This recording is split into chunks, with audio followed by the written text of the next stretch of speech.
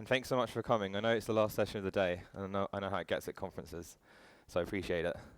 So yeah, just to lay some foundations, this talks about clean architecture and how we've been using it in our app at Buffer. You're not going to walk away like masters of clean architecture, but I'm hoping to plant the seed of how you can use it in your applications and maybe some benefits that you can take away. To kick things off, my name's Joe. As mentioned, I work remotely for a company called Buffer. I live in the UK in a little town, town called Brighton. Yeah, I've been there my whole life, and I do a bunch of Android stuff online as well, like open source, and if you want to check out my Twitter and website, you can do that. If you haven't heard of Buffer, we're a remote company. We built a social media scheduling platform that also does things like analytics, targeted for like small businesses to large businesses. So we can basically, you write a post once, and we send it out to multiple social networks across different times. So we take the stress away and the worry if you have to do that across different time zones and so on. We're a remote company, so we don't have an office. There's about 75 of us around the world working, which is pretty cool. So people either know us for our product or for our company culture. So if you don't know us, then it's worth checking out our website. And obviously we have an Android app, otherwise I'd be doing nothing at work. That's there. If you want to download it, it's on the Play Store. We've just released a new version, which is basically a rebuild of half the features and a cute new character. So yeah. So the inspiration for this project, this talk, was before Buffer. I worked for an agency, and I had the luxury of working on Greenfield Projects. So every time I started a new project, it was from scratch. And this is great because you get to make all decisions. You get to choose the libraries you make, the architecture, and you don't have to deal with someone else's code. And it's like a dream. I'm sure you know. I'm sure everyone here knows what I'm talking about. But upon joining Buffer, it was the first time I started working on a code base that I'd never seen the code before. And it was I think it was like a 6-year-old project that's been passed along many different hands. So obviously there'd been a build-up of technical debt and so on. But I think it's important to remember for startups, you need to ship features. So it's difficult to find that balance of, oh, hey, we've got to get stuff out the door, we've got to prove our market fit, and also think about the things that you're doing at the same time. And when you're so focused on on getting these things out the door, I think it's easy to skip that step of thinking about these important decisions that you are making. And I think this is what happened to us. So these bad decisions have led to have a bad effect on our project in the long run, which in turn has made us slow down our product development, slow down features getting out the door, and making the life of us as developers incredibly difficult to fix bugs and so on. And this, in turn, has made us no longer lean. And because Buffer was built like this, there has been, and there still are, many hurdles in our development. So these issues altogether have racked up to be a high level of technical debt. So, for example, issues take us longer to resolve, bugs are difficult to find, and in turn, that takes us longer to ship stuff. So we'll see product wants stuff out the door, but because we're dealing with legacy code, it's hard for us to get stuff out because we're still dealing with this technical debt that's in place. It's extremely coupled concepts. So going back to sort of making things being hard to maintain, we have these base implementations of classes that have logic in them, and I think the idea was to write once, use everywhere. But because so many different classes extend off these base implementations, we go and change one thing, and then all these different classes are relying on that, and changes can be unpredictable. So we spend half our time sort of tiptoeing around, worrying that we're going to break stuff, which isn't good for sort of obviously the product, but also you as a developer. It knocks your confidence. And shock, the app had no unit and no UI tests, which I'm sure everyone's aware can be a nightmare. So, joining the team, I'd be scared to change something in case something else was used. Because of the legacy code, they have this constant fear that something you're going to change is going to break something else because there's no testing in place. And it's difficult to know what's going on and where. So because of the poor project structure and it hadn't been maintained, I didn't know where the hell anything was happening. I didn't know where classes were, where features were, and then if a bug popped up that I needed fix, I didn't know where it was occurring. And I think when you start a project and you're the sole developer or you're as part of a small team, it's easy to know where features are and you know what is going on where. For example, at the moment I may know where the profile selection is for an activity, and I know where a certain class is that does a certain thing, or may know where a certain piece of logic is that decides a certain thing about a user and does something with that result. But as a project grows, you know that stuff for now, and it's easy for you to think, oh yeah, we know this. But then as your project grows and things get more complex, it's important to ensure that you have something in place that is maintainable in the long run and that is also testable. Because if your project grows, it's going to get more complex, you're going to get more classes and packages, and not only is it going to make your life more difficult if things sort of lose track, if new people join the team, it's not going to be a positive experience of jumping on and not knowing what's going on where. And this is sort of a way to try and put it visually, like this is a complete exaggeration, but it's just trying to prove a point. Like when you start a project, you have a steady stream of output of features. And there's I like to say there's no technical debt at the start, but there's always going to be some, like depending who's working on the project. Like it's probably going to fluctuate up and down.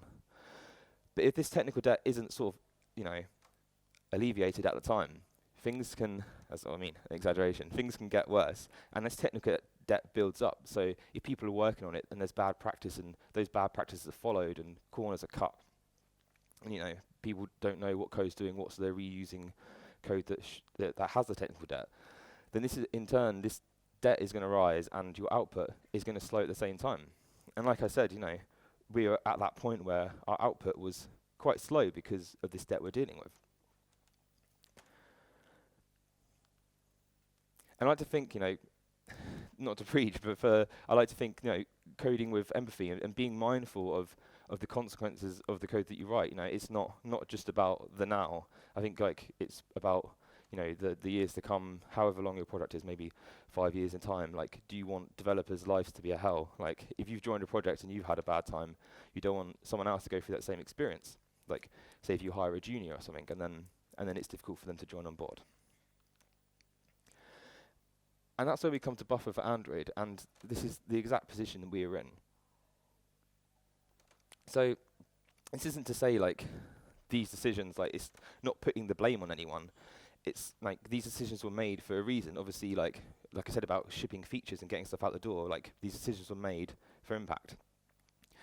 And I tried to abstract this a bit, but in Android development, we tend to have this standard approach to making applications. Back in the day, this is how I used to do things, like having a view layer that had some activities or fragments, and then some form of data layer that houses async tasks or cache requests. And it's just a very simplistic way of setting out an application structure. This isn't wrong, it's a simple way of doing things, but I find that if the project isn't simple and the project grows and it gets more complex, this isn't the best way of doing stuff because things get crowded and things get bloated easily. And this is the kind of position that we are in. We had crossover of responsibilities, we had activities that were housing asynchronous tasks and accessing cache, which were then communicating with the data layer that were doing the same thing, and things were kind of all over the place, and it was hard to, like I said, hard to maintain stuff. So we had this lack of architecture, essentially. That was the core issue here.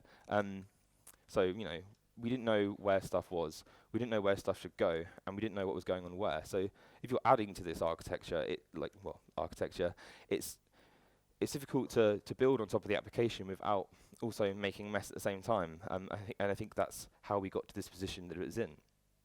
We had multiple responsibilities in classes, which also led to the bloating of activities as well as sort of these poor package structures. And this made things difficult to test because, we and obviously tests weren't there anyway, but because of these multiple responsibilities that were bloating the activities, our test classes would have also been bloated at the same time, and that would have been difficult to maintain because things would have been incredibly crowded. And because of these multiple responsibilities that would have been in the test classes, there would have been a lot of mocking to take care of. And there's incredible amount of sort of making it all these in turn make it difficult to extend and maintain on the product. Because dependencies were all over the place and things are so tightly coupled, we're in this position where even if we had a small bug that we had to fix, because the dependencies that were throughout the app, these small tasks becomes mountains. And there were a lot of duplication of concepts. So we had like multiple custom views that were defined in their own classes, and then the same view was made in an XML layout completely separate from that class that was made. And we had other things like the same cache, the cache point being accessed throughout different parts of the app, not being through like sort of a centralized point. So you fix a bug at one point, and then suddenly 2 weeks later, the bug would appear somewhere else. You'd be like, I fixed that. And this just drives you crazy having to deal with these duplication of concepts throughout the app. And just to finish off this section, this is kind of how I felt like every day. So yeah, you know, touching something and having that constant fear of things breaking. And like I said, it's not only slowing product down, but it's like knocking your confidence, and you shouldn't have that fear. And you know, that's going to affect your workload. So we began, when I joined, we needed to rebuild the onboarding process of our app. And this, you know, if you haven't heard of MVP, it's sort of a model view presenter, which is like a design for your sort of classes and stuff. To keep it simple at the time, we didn't want to change too much, and I didn't want to join on board and be like, drop everything, we're doing clean architecture. We sort of wanted to do it bit by bit. So we decided to introduce MVP into application to sort of try and make that stepping stone towards, you know, sorting the application out and making it something that we could work on. Like I said, yes, we had this fear of changing too much, and it was a good point to start off there, and not sort of overloading ourselves with too much work. So this began by helping us separate our presentation logic. So the P here stands for presenter. So we could move our presentation logic out of our classes and have it in a centralized place. And the same held for the data layer. So we had these data manager classes were basically used to house data operations that were taking place. So here we already had two things that separated out from our activities, which was an improvement from before. And this in turn allowed us to increase, you know, the test coverage. Not that that was hard because we didn't have any anyway. Having the presentation logic in their own classes allowed us to have unit tests for those. And then data managers, we had classes for those as well, which is great. And this looked a little something like this. So we had, you know, similar to the diagram before, we had this this view layer, and we had our presenters, and we also had the model. So the first two parts are great. You know, we had this clear line of responsibilities between our views and our presentation logic. Then we had this third layer, which is the model. So we had this data manager class and our sort of network requests and our preferences manager, which acts as the cache. But this is the bit that was bothering us, because, you know, whilst everything else was neat and tidy and organized, it felt like everything that was just a data operation or some sort was just being chucked into this layer. Like, oh, another data operation, let's stick it in the data manager. It was sort of feeling like it was moving slightly back towards where we were before, like things were becoming bloated and sort of difficult to maintain. And again, because we now had tests, those test classes were getting quite beastly as well. And this data manager was handling multiple sort of data entry points. So we had accessing local data and remote data, and there was just more responsibilities than should be in that class. So yeah, like I said, we had bloated data manager classes with multiple responsibilities throughout. We tried splitting them out into multiple classes, like a composer data manager, user data manager, and so on. But again, it was just didn't feel like that was enough. And in the future, we were looking to add offline support to our app. So where would that go? Would we just stick that in this data manager class as well and just make it even more bloated and giving it more responsibilities? And our presentation logic was linked to a specific implementation of our data source. So this is like breaking, if you know Solid, the dependency inversion principle, and it wasn't abstracted enough to make our implementation flexible. So if we're going to add future sources of data, data sources in future, then this would be difficult for us to do. And there's no clear line between responsibilities. So we're relying on concretions rather than abstractions and sort of relying on these specific points of data access. And Buffer is a big app, which I know it's sometimes you look at apps and you're like, oh, this app's quite simple, but behind the scenes there's a lot that goes on. We have a lot of different data types, you have a bunch of features, and we collect data from loads of different sources throughout the app. So we needed something that was maintainable, flexible, and sort of that we could actually write tests for easily. And this is where we come on to architecture. So it's clear we needed to shift in something in a direction that gave us more sort of control over the project. And architecture, the first thing you think of is buildings, like, you know, but it can be applied to anything really, any form of concept. And for this example, like, hang in there, like, it's try and think of a building as like an abstract. So a building is an abstraction, and sort of you can have implementations of buildings. So for example, like we have blueprints here for a house. Like you can look at that. So this house is an implementation of a building. And you can look at that and be like, oh yeah, I know what that is. It's got bedroom, kitchen, some stairs. It's going to be a house. We could do the same thing again. Like we can look down at this planning, and we can tell. I don't go to church. I'm not an expert, but I'm pretty sure, like based on the chapel, that is a church. And we can do the same thing as well here. We've got classrooms and a hallway and bathrooms, and you can look at that and be like, oh yeah, that's going to be a school or some form of educational facility. And I think there's this common sort of design of architecture for Android where we have like this, and this is like, oh, we have activities, fragments, adapters, so organized in this kind of package structure. And you look at this and you're like, oh yeah, this is an Android app. And I think this should be the same when it comes to sort of architectural design, is you should be able to look at the architecture of an app or the package structure and be like, oh, I know what this is. This is a game, or this is a social networking app, or something. And here, and that type, that application is the implementation of the abstract sort of Android project. And this is what we had, our package structure. I mean, this is kind of standard thing. I think everyone's probably done it at some point. And like I said, if it's a simple application, it's not so bad. It's not the end of the world. But when the application grows, and you can really tell here, like, do we just add more packages, and do we just make it hard to sort of navigate? And I know it's easy to say, oh, navigation, that's not going to take me long to find a class. But if you add that up over time, it does make a difference. And I think like joining a project as well, like I said, this is the first time joining, I think it's a Brownfield project. It's hard to find stuff, and you don't know what's going on where. You could dive into a specific package and eventually find something, but like I said, that all adds up over time. And I think like when it comes to this, it's important to think outside your team. Like I said before, like you can see something and it's obvious to you what something is. But think about other people. Like if you were to hand this over to someone, say you had a freelancer join tomorrow, if you were to hand over your project, like how easy would they find it to sort of jump on board and be able to navigate through and sort of and get stuck in? Or if you were to make a new hire or a junior developer or something. And so we come on to clean architecture. So if you haven't heard of clean architecture, it pretty much does what it says on the tin. And the great thing is about clean architecture is there's not one specific way to implement it that's set in stone. So you can take parts of it and sort of mold it to how it works for you, as long as you adhere to the sort of some of the rules that come with it. So if you haven't seen this diagram online already, this is kind of what it looks like. So we have you can't see the text on the last one. So we have like 4 layers to our project. We have domain logic, business rules, interface adapters, followed by the frameworks and drivers. And the idea behind this is that you build your software in layers.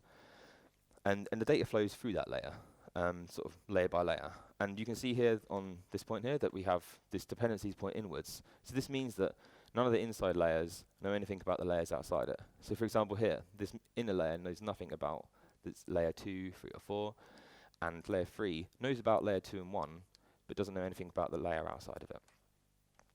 So this allows us to sort of build a more maintainable application, and it's easy to enforce because, you know, if a layer doesn't have a dependency on another layer, then you can't access the classes from it.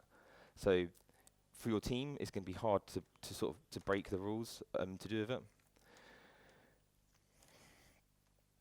And a key thing with clean architecture is it brings in the separation of concerns.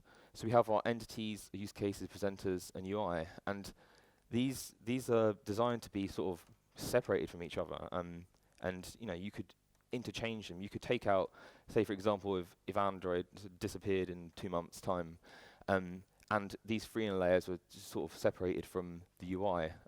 You could switch that UI out for something else and still reuse the 3 inner layers because they're not dependent on that layer outside of it.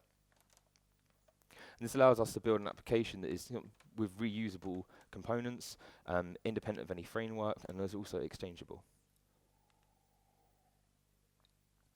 So as I mentioned, our layers become independent of any frameworks for what we're working on. So in that diagram that we just looked at, The UI layer, in our case, is the only layer that has any knowledge of the Android framework.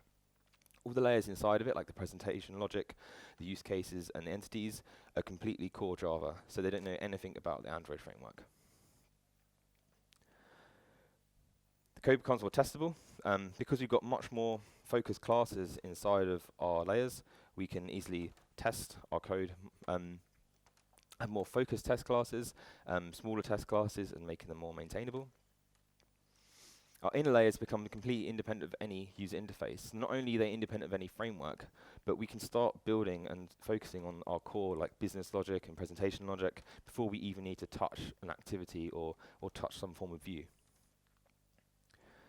And our inner layers become independent of any external parties. So things like analytics providers, databases, our inner layers don't care about those at all. We can switch them out, we can change database provider, and they don't know anything about it.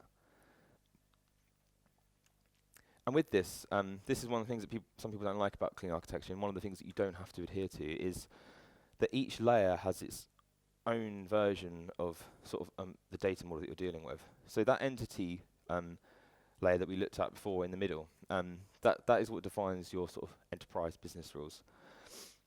And the idea is that, so say they'll be the ones that you fetch from an API. And the idea is that as that travels through the layer, through the layers, each layer converts the previous layer's model into its own version.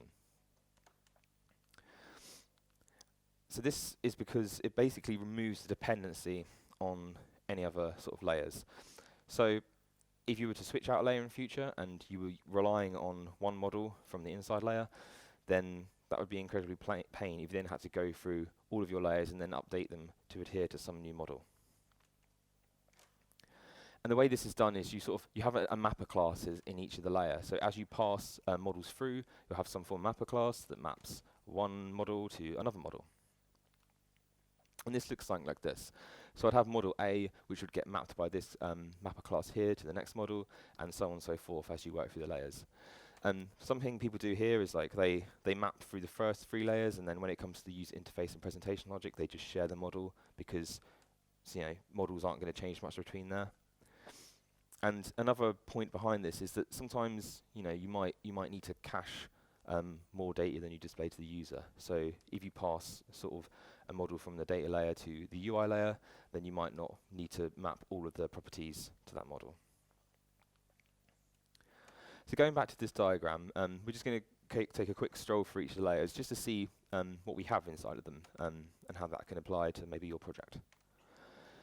So the first one is enterprise business rules. This is essentially application business objects, so things that are specific to your enterprise. So for example, if this is Twitter, then you might have a tweet or a profile, and these are things that are never going to change. So obviously, unless your company completely change direction, these are going to be unaffected. So any operational change in your application is not going to affect these models at all. And like I said before, the great thing is you can create these and test them and solidify them before you need to touch any UI. In our case, this looks something like this. So we'd have a model and literally just pure Java code, and this is the data that we get back from the API, and that's it. You don't have anything you don't have any parsable logic, or you don't have anything to do with how that looks in views, like formatting any of the strings. It's literally just the pure Java logic. So next one, the second layer, is the application business rules, and this is essentially things that are specific to your application and not enterprise-wide. So these are defined by use cases. Use cases are essentially a task, something that your application needs to carry out. So for example, save photo, send tweet, send message, update something. This is a use case, and each of those use cases is fine-grained and focused to do just one specific thing. And the application business rules models are the data representing those use cases. So these are affected by operational change. So if something in your application changes, then it's likely that your application business rules are going to change. And these are also isolated from any concerns outside of it. So we can change, so we can completely solidify our use cases, create them and test them before we need to touch anything to do with presentation logic and again in turn UI. And this is just an example of a use case. So they're literally quite empty and just bare bone implementations. So we have like basically the use cases get past a repository implementation and they just perform some operation on that repository. So here how it works is each layer defines an interface that outside layers use to communicate with it. So again, sticking to that abstraction and not relying on a concrete implementation. So this layer will define an implementation, will define an interface that outside layers can implement, and that's basically its way of saying, hey, this is how you communicate with me, and that's it. And just for example, these are some of the use cases that we have in our application. You'll notice that they're fine-grained, just doing one specific thing. Not only does this make them easier to maintain, but again, also our tests in turn are more fine-grained and focused. And as I mentioned, this is just an example of the sort of interface approach that we've taken, again, to allow communication between the layers. So our application business rule layer that we're talking about will provide some form of interface, which is basically saying, this is how you, outside layer, can communicate with me, do what you want with it. And then the outside layer will implement that interface, and then we inject it into the use case whenever it's used. And the next layer is the interface adapters layer. So this contains essentially the MVP architecture of our app. So all the presentation logic and our views. So we use this interface to sort of, we use the view to act as sort of a contract between how the outside layer, such as an activity, communicate with from our presenter. And the presenters contain callbacks which then receive events from our use cases. And again, we have this mapper class which converts any models that come from sort of lower layers to models specific to our presentation layer. And our presenters will be something like this. So we'd have some stuff above these overridden methods.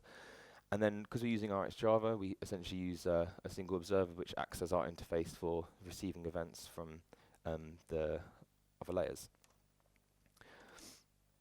So again, we have this interface that allows the communication with outside layers. So as well as our presenter, this interface is our view in our MVP that defines how we can communicate with the layers from here. So our activity will provide implementation of that, and then the data will be able to transfer between layers. And the final point is the frameworks and drivers. So the frameworks and drivers is essentially, in our case, anything that is framework specific. So things like UI components like activities and fragments and custom views. Anything that's to do with networking, such as retrofit, as well as anything to do with storage, like cache and database. So you can, like some people do, put these in layers outside of this layer just to separate out things even more, but that's not necessary in all cases. And to handle communication with these different data sources, we make use of the repository pattern, which is something that's not specific to clean architecture, but is something that can be good practice for you to use if necessary, which essentially looks like something like this. So we provide a repository interface, which you saw in the use case, which is a way of sort of saying, these are the operations you can perform. Then the implementation uses a factory to decide what source of data it should create the data store for. So for example, say you want to fetch some profile from the API or from a cache. You might save a flag to check if the cache is expired, and you might create the relevant data store based on whether the cache is expired. And this makes it easily extensible. So if we want to add some other data store implementation along the line, we essentially just need to implement this interface, and we can easily add new implementations as we go. And this looks something a little like this. Like I've tried to abstract this out so that it can be sort of applied to other platforms. So we have, to start with, I have our enterprise business rules up here on the left, which house our enterprise objects. Then we have our application business rules for things that are specific to our application, and this provides also the models, a mapper, and our use cases, which then define this interface, which our next layer can use to communicate with that. And this houses our things like our presenters and the repository, and also our models and our views. And then the final one on the left-hand side is the frameworks and drivers, which also uses that repository interface to communicate between layers. So you can see from this, this is creates a clear line of responsibilities between each layer, and each layer has a specific role in your application. Like I said, this our Android one looks kind of like this. This is just an abstraction to try and make it adhere to multiple platforms. So the thing about these layers is you have clear layer boundaries between them. So like I said, we have communication via abstractions. So this makes our application more flexible.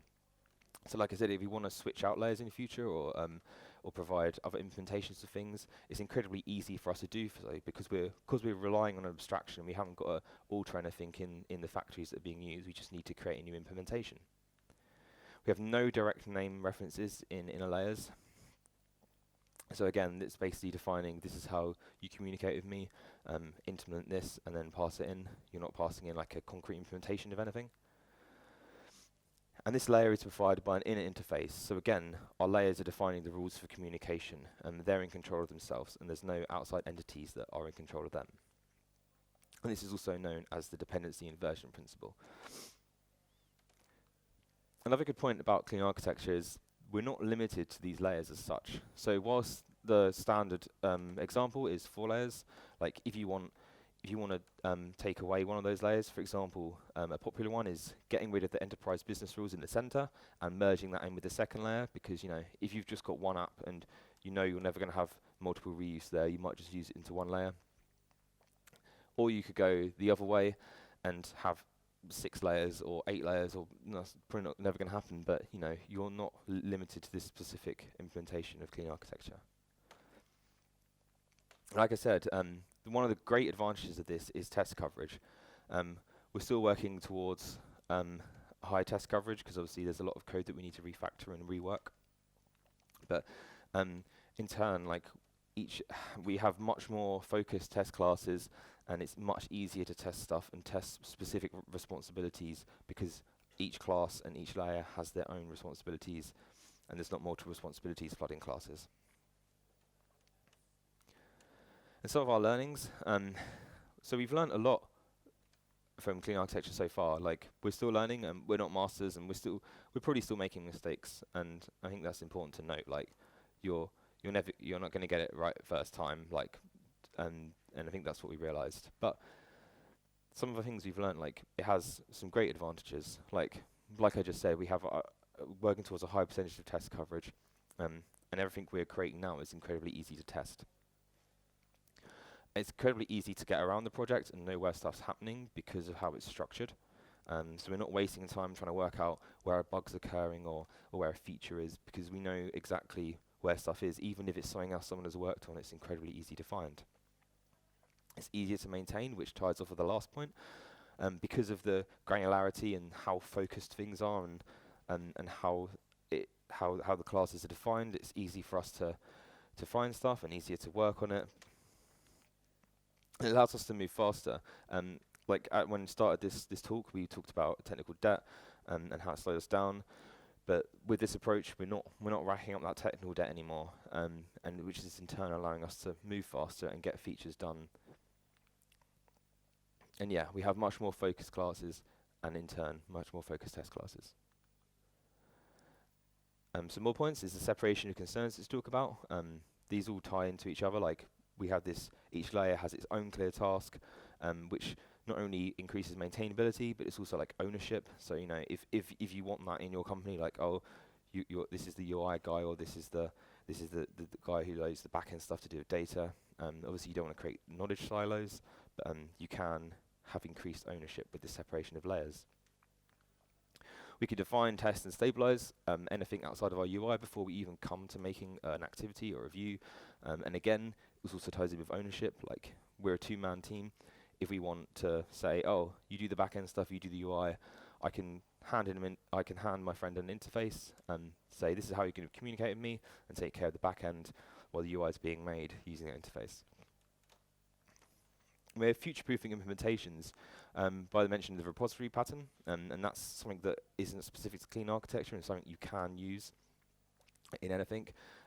Makes it incredibly easy for us to sort of build on our app in future and add stuff to it. And it's a clear discipline. Like I said, it's hard to break the rules, because if a module doesn't have a dependency on another module layer, then you can't access the classes from that layer. So it's hard to break the rules of clean architecture. And there are some disadvantages that come with it as well, like anything. So to begin with, it adds an initial overhead, like getting things set up and moving things into modules, especially if you've got an app already and you're not starting from scratch. Like you have this, you have to create the modules and move the dependencies into like a root Gradle file, and then sort of getting your head around stuff. It takes time to get used to, like making the repositories and doing the mapper classes and not forgetting to do the mapper class and not using things. I think it takes some time to get your head around it.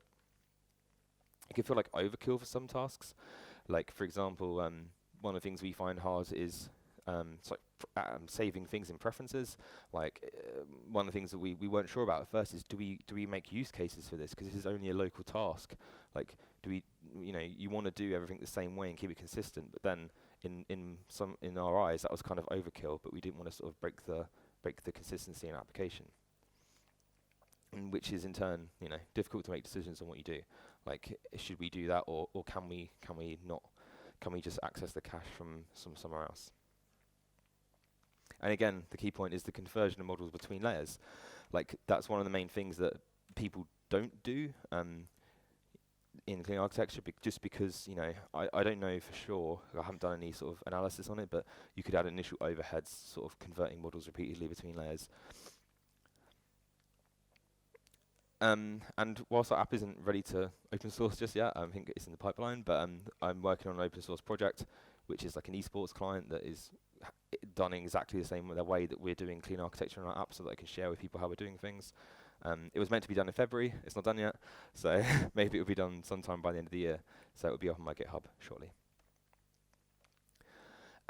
Yeah, so that's it. If you want to know more about clean architecture, or sort of learn some more about how we're using it, the top link here is we rebuilt our composer application with clean architecture, and that's sort of a walkthrough on how we did it and why we did it.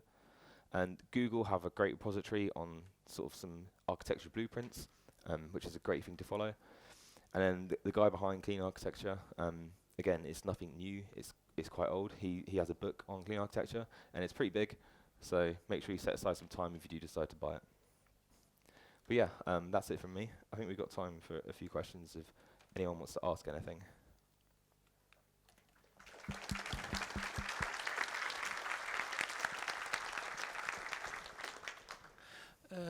What can you say about performance, all these mappers and memory, especially in mobile application when memory is crucial and you have to create many objects by mappers? Yeah, this is... And mappers create just objects for transfer data, which must be copied to another models, not just put the reference. Yeah, so this is one of the things that we're not 100% sure about at the moment, and I know there's kind of like mixed feelings of it on research that I've done online. It is something that we're planning to look into more, so we know exactly how much of a performance cost it is. But what we do is, so we don't follow it directly like that. So we map classes. Say we save something in cache, we map that to sort of a view model. But if we're just between like the UI layer and the presentation layer, we don't map because the model doesn't change. But if we're saving something in cache, we do use a different model. But that is something we're not too sure about yet. But that's one of the reasons why people avoid doing that. But yeah, like that gets to the thing where you can over architect your app, like, and introduce performance issues, which you don't necessarily want to do. Any more questions? Okay.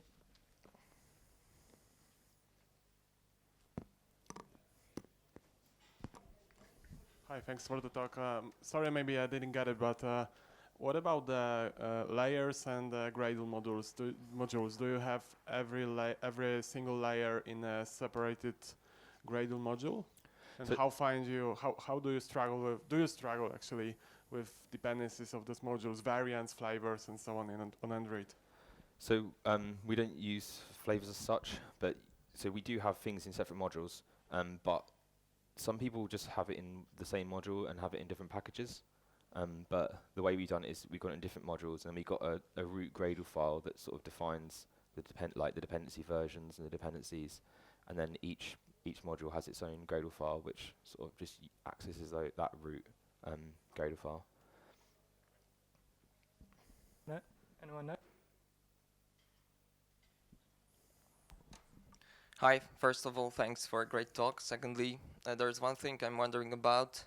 As you mentioned, one of the rules that the business domain layer should follow is to be independent of any frameworks. And we've seen that the use case you showed us, you sticked with the RX. So I'm wondering whether this is the pay you agreed to pay, the cost you agreed to pay to take advantage of RX and to stick with this framework, or you are just treating this more like a paradigm than a framework, because this is a discussion we recently had in our team, and what's your opinion about that? So I think one of the things, I think this is right, is having, because you know there's RX Java and then RX Android, is because RX Java is pure Java, and you can just have RX Android, like the schedulers, so you can have like abstractions for the schedulers that are inside the layer that just has RX Java, and then in the outside layers that has the frameworks can define the implementations of those schedulers using RX Android, and then they get passed down using that interface. So because you're using the interfaces in the layers, like you're not relying on the specific implementation. So if that is defined outside in the framework layer and passed through, that's fine. But I had the same thing, and I was like, oh, can I use RX Java? But it's like we've come to the agreement that it is, because it's RX Java is, you know, Java, so it's fine to use that. And that's one of the things that I think is people are still a bit like unknown about. We have one more here. Cool. Hi, thank you for a great presentation. I wonder about compile time. You said that you have many Gradle modules. I wonder if you have any experience with compile time difference between single module application and multi-module application, especially if we are talking about unit testing.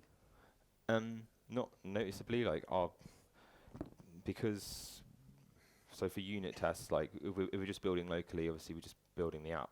I haven't noticed any changes, anything that takes longer or quicker. But I know that there was an article I read not long ago that was basically did sort of tests on time and the length of compilation based on single module projects and multi-module, and it was the case that multi-module projects were built quicker. I personally haven't noticed anything, but I think if you've got a big enough app to notice that, then I think it might be possible. Does that answer your question, or? Yes, but I have quite a Really? Oh, okay. yeah, Go for it, yeah. we are building applications with Kotlin, Okay. and I suppose that there are still some issues with incremental compilation in Kotlin. Yeah. We tried it once, and the compilation time was horrible.